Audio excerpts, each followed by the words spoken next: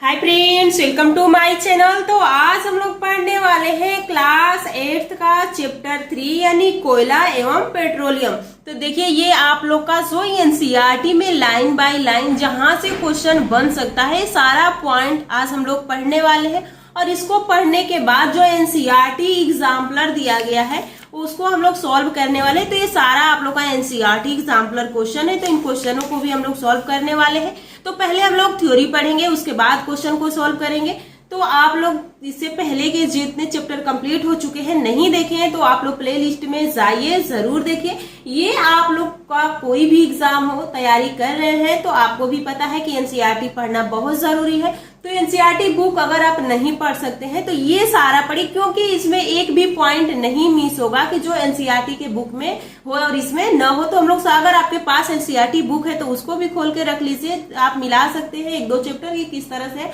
उसके बाद NCERT exemplar अगर चाहे तो आप डाउनलोड भी कर सकते हैं। एनसीईआरटी के वेबसाइट पे जाएंगे तो वहां से उसको डाउनलोड कर सकते हैं। लेकिन आपको पढ़ना है, आप कहीं से भी पढ़िए लेकिन पढ़िए, क्योंकि आपको अगर सीटेट और यूपी टेट स्टेट पास करना है तो आपको एनसीईआरटी को बहुत अच्छे से पढ़ना ही पड़ेगा। तो चलिए हम लोग स्टार्ट किए हैं क्लास 8 से, उसके बाद 9 10th का भी पढ़ेंगे, 6 7 8 का भी पढ़ेंगे।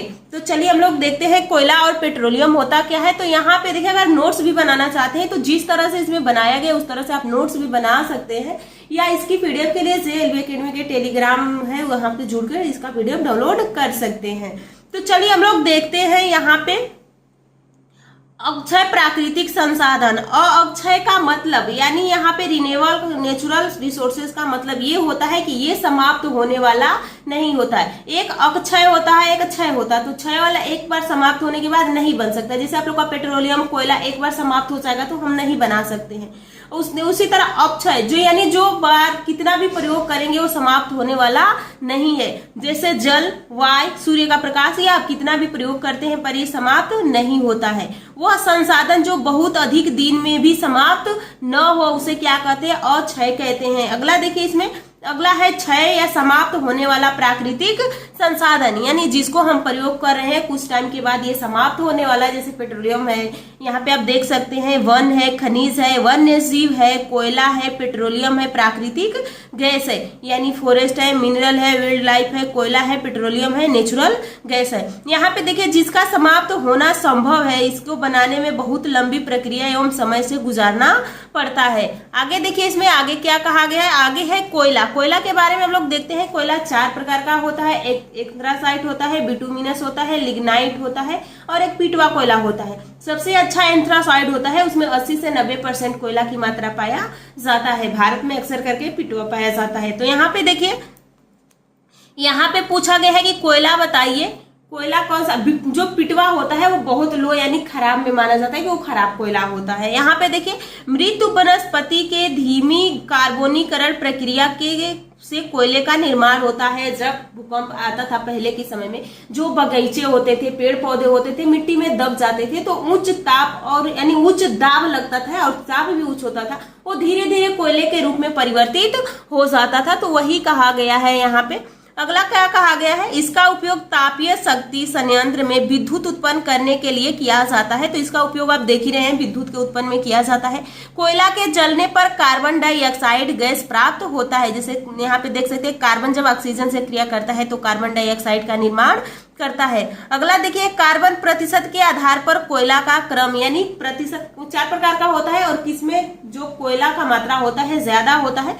तो यहाँ पे आप देख सकते हैं एंथ्रासाइट, बिटुमिनस, लिग्नाइट, पीट, यानी एंथ्रासाइट में सबसे ज्यादा कोयला का मात्रा होता है और पीट में सबसे कम कोयला का मात्रा पाया जाता है। लिग्नाइट में जीवाश्म स्पष्ट दिखता रहता है। यहाँ पे देखिए भारत में सबसे ज्यादा बिटुमिनस का उत्पादन होता है। तो भारत में सबसे ज्यादा कौन सा कोयला पाया जाता है? बिटुमिनस पाया जाता है। एंथ्रासाइट उच्च श्रेणी का कोयला माना जाता है, यानी यहाँ पे कहा गया है कि जो एंथ्रासाइट होता है उच्च कोयले में माना जाएगा, यानी उच्च। यहाँ पे देख सकते हैं कोयले का प्रमुख उत्पाद कोक, कोलतार, कोयल गैस, यानी ये याद रखिएगा कि जो कोयला है इसका उत्पाद क्या है।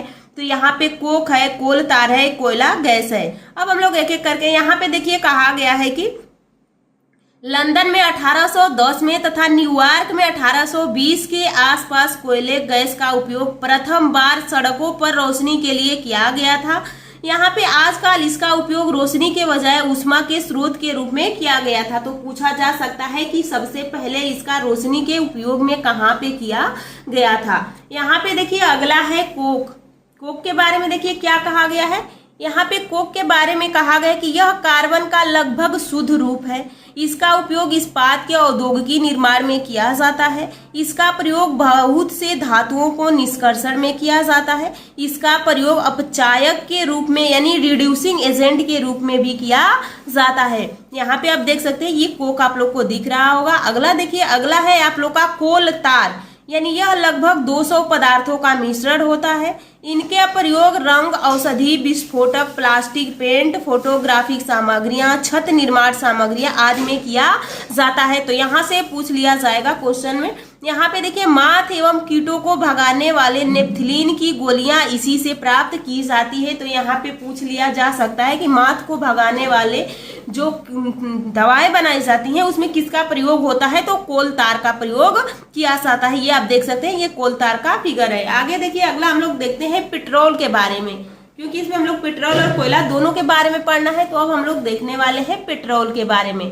तो यहाँ पे देखिए पेट्रोलियम का निर्माण समुद्र में रहने वाले जीवों से हुआ है। पेट्रोलियम का निर्माण कैसे होता है, जैसे समुद्री जीव होते हैं, भूकंप आया या ज्वालामुखी आई, यानी कुछ भी ऐसा आया कि ये नीचे दब गया, और ये जब ये नीचे दब गए तो कुछ समय के बाद धीरे धीरे जब इसमें उच्च दाब और उच्च ताप लगता है तो ये कोयले में परिवर्तित यानी ये पेट्रोल में परिवर्तित हो जाते हैं। तो कोयला पेड़ पौधों से बनता है, पेट्रोलियम जीव जंतु से बनता है। आगे देखिए, विश्व का पहला तेल कुआं 1859 में अमेरिका के पेनिसिलियोनिया राज्य के टाइटस विले में खोजा गया था। तो पेट्रोलियम का निर्माण समुद्र में रहने वाले जीवों से होता है। सबसे पहले ये कहाँ खोजा गया था, यहाँ पे देखिए भारत में 8 साल बाद, यानी यहाँ पे जब यहाँ पे खोजा गया अमेरिका में, उसके बाद 8 साल बाद में यहाँ पे 1867 में असम के मकामू नामक स्थान पर खोजा गया। भारत में गोदावरी तथा कृष्णा के बेसिन में तल का ज्यादा मात्रा पाया जाता है, यानी जो तेल है ये गोदावरी के और जो कृष्णा नदी है उसके बेसिन में ज्यादा पाया जाता है। पेट्रोलियम का शुद्धिकरण प्रभाजी आसवन विधि द्वारा किया जाता है।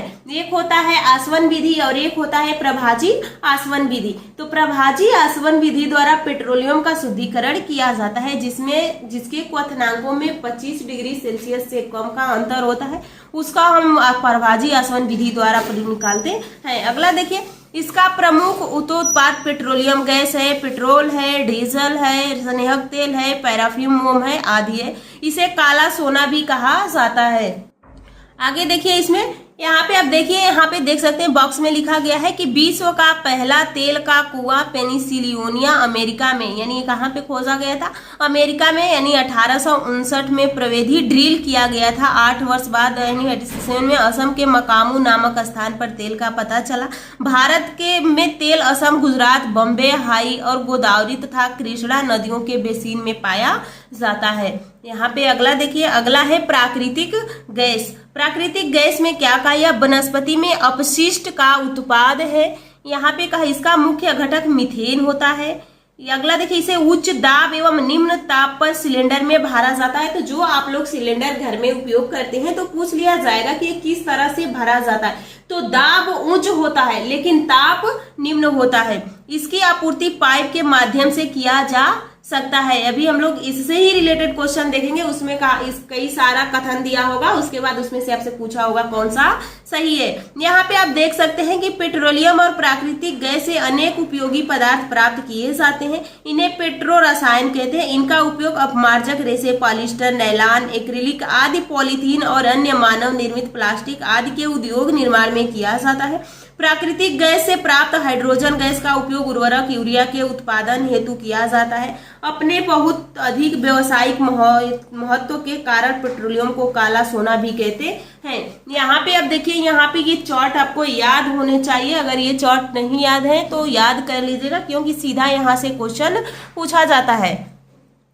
तो पेट्रोलियम के संघटक और इसका उपयोग, तो पहला देखिए द्रवित पेट्रोलियम गैस यानी लिक्विड पेट्रोलियम गैस का उपयोग घरों और उद्योगों में ईंधन के रूप में करते हैं। पेट्रोल मोटर ईंधन शुष्क धुलाई के लिए विलायक है। मिट्टी का तेल स्टोव लैंप और जेट वायुयान के लिए ईंधन है। डीजल भारी मोटर वाहनों और विद्युत जनरेटरों के लिए ईंधन है। स्नेहक तेल स्नेहन प्राप्त मोम मरहम मोमबत्ती वैसलीन आदि में है। बिटुमेन पेंट एवं सड़क के निर्माण में। तो इसमें से देकर ऑप्शन पूछ लेता है, 3 ऑप्शन पेट्रोल से दे देगा, एक यानी कोयला से दे देगा, पूछ लेगा इसमें कौन कोयला का भाग है, या तीनों कोयला दे देगा, एक पेट्रोल दे देगा और इसमें से पूछ लेगा कौन सा पेट्रोल का भाग है। तो जब आपको याद रहेगा तभी इसको आप आसानी से सॉल्व कर पाएंगे। अब चलिए इसमें हम लोग देख लेते हैं कुछ महत्वपूर्ण तथ्य हैं जो आपको पता होने चाहिए।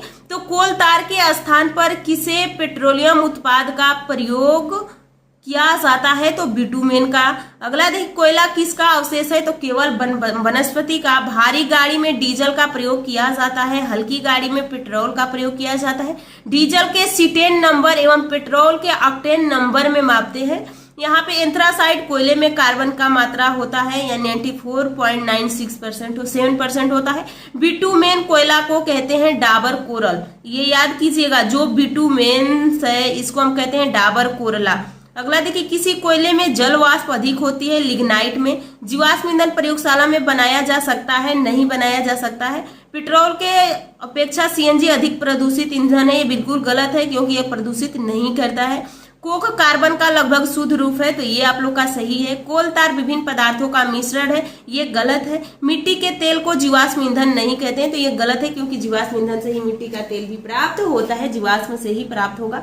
तो ये आप लोग की थ्योरी कंप्लीट होती है। अब हम लोग नेक्स्ट क्लास में देखने वाले हैं जो इसके क्वेश्चन है। तो ये सारे क्वेश्चन हम लोग देखने वाले हैं, तो हम लोग क्वेश्चन को नेक्स्ट क्लास में देखेंगे। तो आप लोग इस क्लास को बहुत अच्छे से पढ़िए, नोट्स बनाते हुए चलिए। इसके पीडीएफ के लिए JLB एकेडमी के नाम से टेलीग्राम है, वहां से जुड़ के इसकी पीडीएफ डाउनलोड कर सकते हैं। अगर आपके पास बुक है तो आप इसको मिला सकते हैं। अगर इसी को आप पढ़ने बैठेंगे तो उस बुक को 2 से 3 घंटा लग जाएगा एक चैप्टर को पढ़ने में, लेकिन इसको आप अगर 1-2 बार तो आप पढ़ेंगे अच्छे से, उसके बाद उसको रिवीजन करने में मैक्सिमम आपको 5 से 10 मिनट लगेगा और आप कई बार रिवीजन कर लेंगे। कोई भी चीज रिवीजन करने से ही याद होता है। तो चलिए हम लोग इसके क्वेश्चन करने वाले हैं, तो आप लोग चैनल को सब्सक्राइब कर लीजिएगा और वीडियो को लाइक कीजिएगा, कमेंट करके जरूर बताइएगा कि क्लास आपका कैसा लगा। नेक्स्ट वीडियो में हम लोग इसके क्वेश्चन करने वाले हैं।